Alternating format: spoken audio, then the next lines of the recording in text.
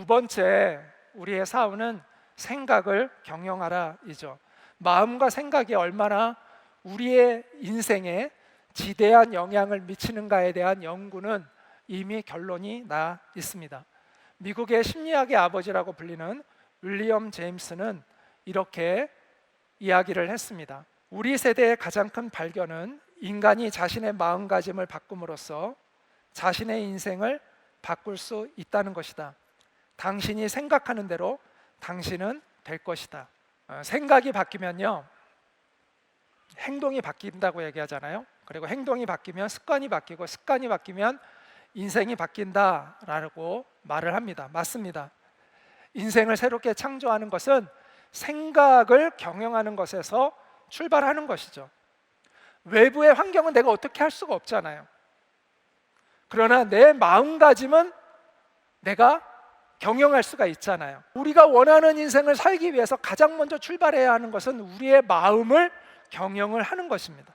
생각을 경영하라라는 우리의 이 사원 안에는 당연히 이것이 포함되어 있죠. 그런데 더 깊은 차원, 성경적 차원으로 우리가 또 깊이 이해를 할 필요가 있는 것입니다. 사람들은 흔히 이 땅에서의 인생이 다인 줄 알고 살아가는 사람들이 많죠. 그러나 성경은 이 세상에서의 인생이 끝이 아니라고 말씀합니다. 우리의 영혼은 하나님 앞에서 심판을 받는다고 얘기하죠. 우리의 영혼이 심판을 받는다는 것은 우리가 죽음으로 끝나는 존재가 아니라는 것을 이야기해주고 있는 것입니다.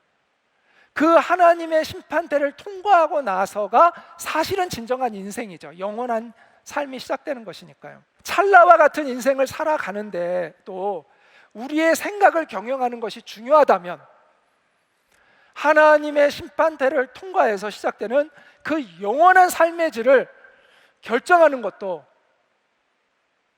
우리의 생각을 경영하는 것에 달려있고, 성경은 이 땅에서의 우리의 삶을 위한 우리의 생각을 경영하는 것뿐만 아니라 영원한 우리의 삶의 질을 결정하는 그 차원에서 우리의 생각을 경영하는 것에 대해서 성경은 절대적인 가르침을 우리에게 주고 있다는 것을 아시기 바랍니다.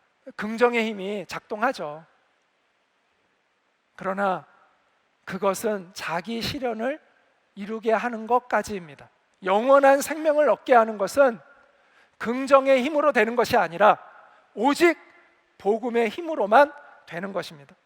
하나님의 말씀에 뿌리 내린 생각의 경영을 우리가 훈련해야 하는 것이죠.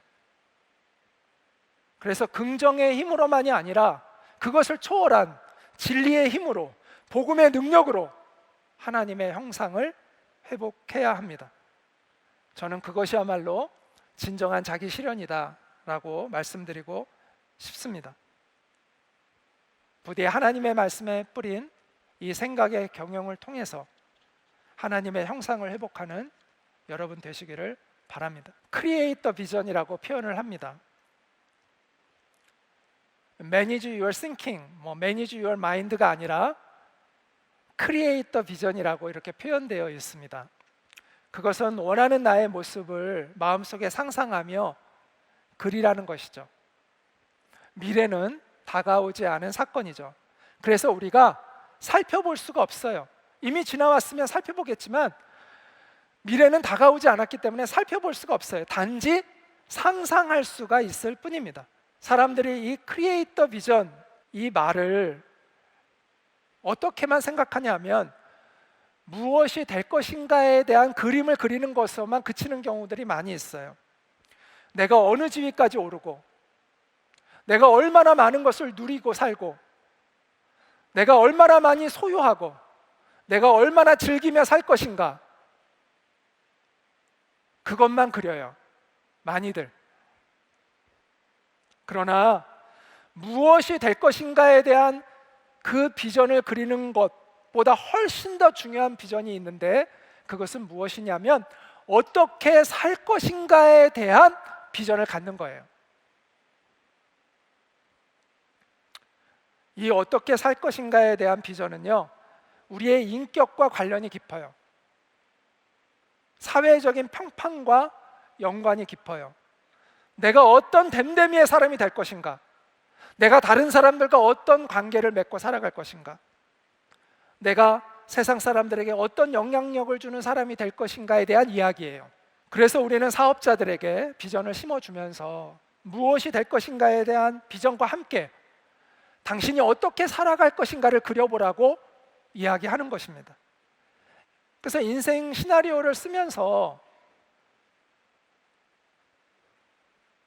균형 잡힌 삶을 강조하는 거예요.